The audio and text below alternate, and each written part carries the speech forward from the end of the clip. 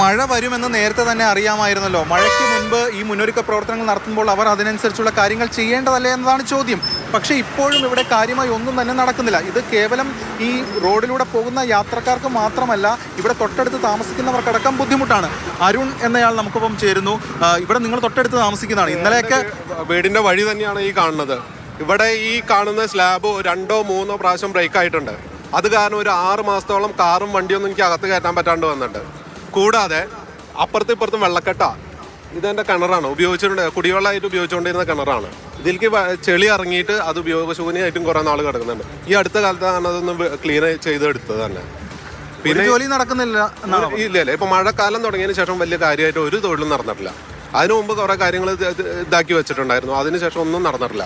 ഇന്നലെയൊക്കെ മണിക്കൂറോളം ബ്ലോക്ക് ആയിരുന്നു. അപ്പൊ നിങ്ങൾക്ക് വീടിന് പുറത്തേക്ക് ഇറങ്ങാൻ പോലും പറ്റുന്നില്ല, നിങ്ങളെ ബന്ദിയാക്കുന്ന അവസ്ഥയാണ്. സത്യമായിട്ടും ഒരു കാർ കൊണ്ട് ഇറങ്ങാൻ അല്ലെങ്കിൽ ഒരു ബൈക്ക് എടുത്തിട്ട് ഇറങ്ങാൻ തന്നെ വണ്ടികൾ നിർത്തി തരും കൂടിയില്ല.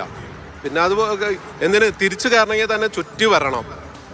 വലിയ മാനസികമായിട്ടുള്ള ബുദ്ധിമുട്ടടക്കമാണ് നേരിട്ടുകൊണ്ടിരിക്കുകയാണല്ലോ ഇപ്പോൾ. മാനസികമായ ബുദ്ധിമുട്ടുകളുണ്ട്, പിന്നെ പൊടി ശല്യം, എല്ലാ കാര്യങ്ങളും നമുക്ക് ബുദ്ധിമുട്ടുണ്ട്. എന്തിന് ഇവിടുന്ന് നമുക്ക് കുട്ടികളെ തന്നെ കടയിലേക്ക് പറഞ്ഞു വയ്ക്കാൻ പറ്റാത്ത അവസ്ഥയാണ്. വയസ്സായ ആൾക്കാർക്ക് ഇത് കൂടെ നടക്കാൻ പറ്റില്ല. ഒരു ബസ് വരുന്നത് കാണുമ്പോൾ തന്നെ അറിയാം അവർ ഈ ഓരം ചേർന്ന വരുന്നത്, നടപ്പാത തീരെ ഇല്ലാത്ത രീതിയിലാണ് വരിക. വളരെ ബുദ്ധിമുട്ടുണ്ടാക്കുന്നുണ്ട്. ആര്യ, ഇപ്പോൾ നമ്മൾ കേട്ടത് റോഡിലൂടെ യാത്ര ചെയ്യുന്നവർക്ക് പുറമെ തൊട്ടടുത്ത് താമസിക്കുന്ന ഒരു ആളുടെ പ്രതികരണമാണ്. അപ്പോൾ ഇതാണ് ഇവിടെ നിലനിൽക്കുന്ന അവസ്ഥ. ഇതിൽ ഹൈക്കോടതി അടക്കം പറഞ്ഞിരുന്നു ടോൾ പിരിക്കാൻ കഴിയില്ല, 4 ആഴ്ച കൊണ്ട് കാര്യങ്ങൾ നേരെയാക്കണമെന്ന്. പക്ഷേ സുപ്രീം കോടതിയിൽ അപ്പീൽ പോയി. സുപ്രീം കോടതിയും ഇതേ കാര്യങ്ങൾ തന്നെയാണ് സൂചിപ്പിച്ചിരിക്കുന്നത്. എന്നിട്ടും ഇവിടെ കാര്യമായിട്ടുള്ള നടപടികളില്ല. സാധാരണ നിലയ്ക്ക് ഒരു നിർമ്മാണ പ്രവർത്തനങ്ങൾ ഏറ്റെടുത്ത് ചെയ്യുമ്പോൾ അതിൽ നിലവിൽ ചില പ്രശ്നങ്ങളുണ്ടാകും. അപ്പോൾ ആ പ്രശ്നങ്ങൾ പരിഹരിക്കാൻ എന്ത് ചെയ്യണം? ഇത്തരത്തിലുള്ള സർവീസ് റോഡൊക്കെ കൃത്യമായി ടാർ ചെയ്ത് ഈ കുഴിയൊക്കെ ഒഴിവാക്കി കാര്യങ്ങൾ ചെയ്യേണ്ടതാണ്. പക്ഷേ അതുണ്ടായില്ല.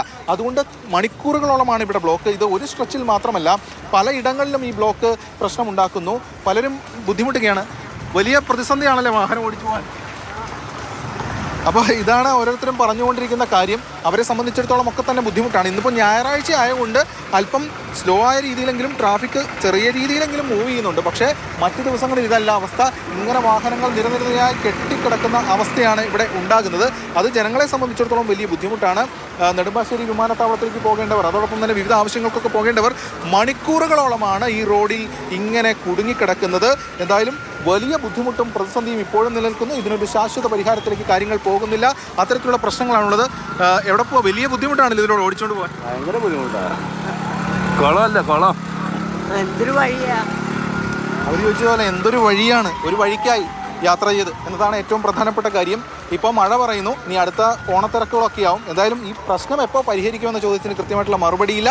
അതിന് മറുപടി പറഞ്ഞ മതിയാവും. ദേശീയപാത അതോറിറ്റി ഇതുമായി ബന്ധപ്പെട്ട കാര്യങ്ങളിൽ കൃത്യമായിട്ടുള്ള മുൻപും ഒട്ടനവധി പ്രശ്നങ്ങൾ ഉണ്ടായിട്ടുണ്ട്. നമുക്കറിയാം ഈ അരൂർ തുറവൂർ ഉയരപ്പാത നിർമ്മാണവുമായി ബന്ധപ്പെട്ട പ്രശ്നങ്ങൾ, എത്രത്തോളം അപകടങ്ങൾ അവിടെ ഉണ്ടായിട്ടുണ്ട്, എത്രത്തോളം വിഷയങ്ങൾ ഉണ്ടായിട്ടുണ്ട്. എന്നിട്ടും ദേശീയപാത അതോറിറ്റി മറ്റൊരു സ്ട്രെച്ചിൽ കാര്യങ്ങൾ ചെയ്യുമ്പോഴും ഇത് തന്നെയാണ് അവസ്ഥ. പക്ഷേ ഇത് വലിയ തോതിലുള്ള പ്രതിഷേധങ്ങൾക്കിടയാക്കുന്നുണ്ട്. ഇതിൽ കൃത്യമായിട്ടുള്ള പരിഹാരം ഉടനടി ആവശ്യമാണ്. നമ്മൾ ഓർക്കണം, ഏറ്റവും കൂടുതൽ റോഡ് ടാക്സ് നൽകുന്നത് കേരളത്തിലെ ജനങ്ങളാണ്. നികുതി പിരിക്കാൻ എത്രത്തോളം കാര്യക്ഷമമാണ്, ടോൾ പിരിക്കാൻ എത്രത്തോളം കാര്യക്ഷമമാണ് എന്ന് നമുക്ക് ഓരോരുത്തർക്കും അറിയുന്ന ഒരു കാര്യമാണ്. അതൊക്കെ ഉണ്ടാവും. എന്തായാലും ഈ വഴികളിലൂടെയൊക്കെ യാത്ര ചെയ്യുന്നവരോടാണ് പറയാനുള്ളത്, കയ്യിൽ എന്തായാലും ഒരു കുപ്പി വെള്ളവും ഒരു നേരത്തെ ഭക്ഷണവും കരുതുന്നത് നല്ലതായിരിക്കും.